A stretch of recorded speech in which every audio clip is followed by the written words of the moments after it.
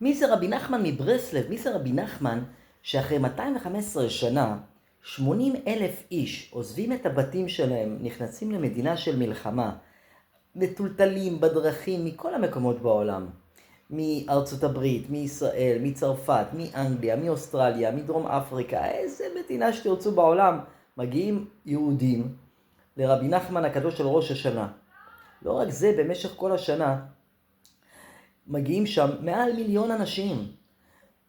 מפוצץ שם בחנוכה, מפוצץ שם בשבועות, חודש אלול, נשים, אנשים, טלטולי דרכים, שהייתה מלחמה, אני זוכר, וממש כל הטיסות בוטלו, רק אנחנו חסידי ברסלב בחורף, בזמן הפגזות של טילים, טסים לאומן. למה?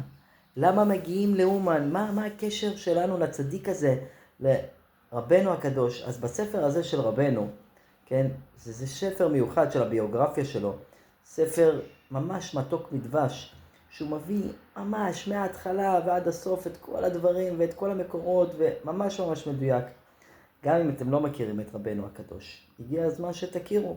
ואם אתם מכירים את רבנו הקדוש, אז הגיע הזמן שתעמיקו. בהצלחה לכולם, מומלץ מאוד.